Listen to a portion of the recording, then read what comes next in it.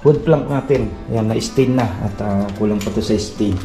Dahil kailangan mawala yung pinagpakuan ng kahoy din naman yan na sinalpak. Ayan, kita pa.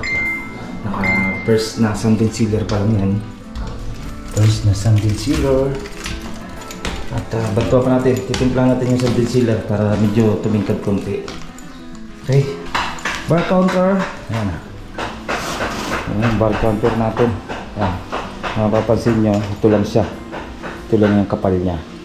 Yan naman kasi plywood na yan, mawawala yan. Dahil may floated naman ilalagay dyan. Yun, kasi dito lang yung tinago sa kabila. Ito yung sa kalan niya. Ito yung sa ito ng lababo. Nasa ilalim yung ating lababo.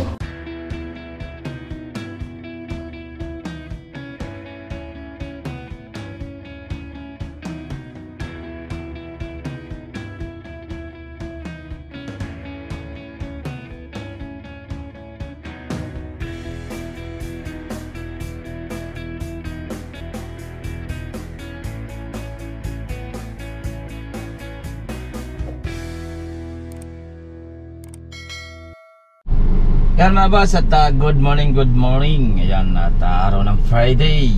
At may bagyo na naman tayo, Pepito. Delikadong tatamaan ng Laguna at Bicol Region, Quezon Province, tsaka Laguna. Okay? At check na natin tong project natin ng Block 22 ng Jasmine Project, Lima Brosa Phase 3 mga boss. Yung wood plank and then yung granite natin para sa kitchen na kinakabit at sa bar counter. Okay, tara, let's go! Ito mga boss, itong wood plank natin, preparasyon na para sa pag-varnish. Ayan, may lagyan na ng jaryo. At start na to sa varnish. Kinis na oh. Pinatira natin to ng plastic wood. Kaya may mga parang yung mga bitax niya, yung malalalim na portion. Nalagyan na, kumbaga wala na siyang butas-butas. Okay? Natin dito. Yung varnish na yan. Start ng varnish na. May gabi na siya. Preparasyon na to. Simulan ng varnish na. Then ito, kinakat naman sa bar counter natin. Ayan, sa bar counter natin kakat na. Dito yan mga boss, bar counter.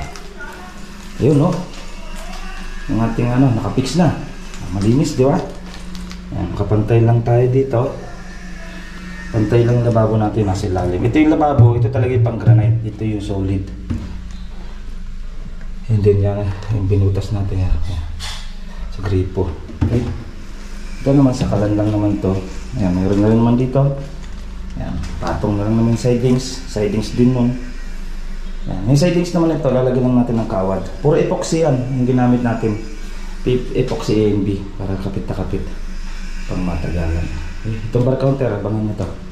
Bar counter, kabit na rin natin. Okay, sidings na lang. Kulang, hindi na. Ang kulang namin, ito na lang. TV console, varnish. Yan lang. Kabit na lang ng mga ilaw. Yan ang gagawin namin. Okay.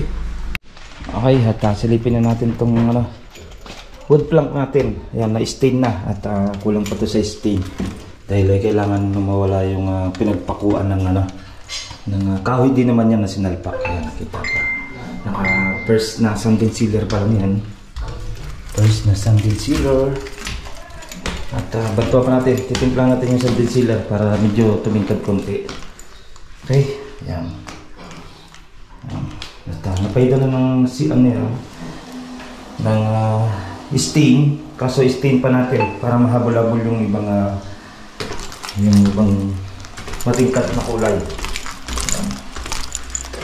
Okay. Timpla tayo. Dagdagan natin yung mahogany. Mahogany kasi yan. Buisen na ginamit natin. May timpla. Bar counter. Ayan. Ayan, bar counter natin. Ayan. Mapapansin nyo, ito lang siya. Ito lang yung kapal niya. Yan naman kasi plywood na yan, mawawala yan. Dahil may floated naman ilalagay dyan. Takot na yan. Hindi na natin binuhusan dito. Kumbaga nilagyan na natin ng plywood doon. And then nakapako and naka-epoxy. Ito, nakatingin pa naman yan dyan at sasagad pa yan doon sa sulok. Yan, actual muna yung pinakadulo. Okay, si bar counter. Okay. Yun no. Yan na yung ating kitchen na dito. Hindi mo mapapansin may cutting. May cutting yun dyan. Di ba? Kasi dito na tinago sa kabila. Ito yung sa kalan niya. Ito yung sa ito ng lababo. Nasa ilalim yung ating lababo. Hindi yung ito, dumating na yung ating thank you Shopee. Pampaping natin 50, 100, 150, 300 yan, mga hanggang 3,000 ang ating pampaping para sa lang yan ang cost dito lang sa kanto. Okay? Ito patay na rin naman yan, ay kulang pa yan, mapping pa naman yan. Okay, epoxy ang ating pinag-grout na dyan na grill. Ayan, ha? Ganda talaga ng buong granite, no? Hindi makita yung cutting, yung dugsungan ng tiles. May dugsong tayo, ito pa lang. Ito lang hindi nyo napapansin. Ayan, wala pa namang grout. Ito may grout na. Ito lang yung dugsong namin. Diretso na yan. Ito, diretso na rin. Napakalinis. Ayan, kakatingin pa naman yun. Hindi ito move na. Tapos kakatingin na yan. Tapos papatayin natin itong bawat kantuan. Ayan, manipis lang siya. Hindi lang siya. Hindi naman na inaapakan yan dyan eh. Okay, tamang-tama lang yung kanyang bar counter. Then may strip plate pa yan dyan sa ilalim. Meron tayong junction box. Ayan mga boss, yan ang ating kunting pasilip sa wood plank block 22 ng Jasmine Project. And then titimplahan pa natin yung stain na dagdagan natin ng kunting kulay para mamula-mula konti at makita yung pinagpakuhan. And then ito yung ating bar counter at lababo.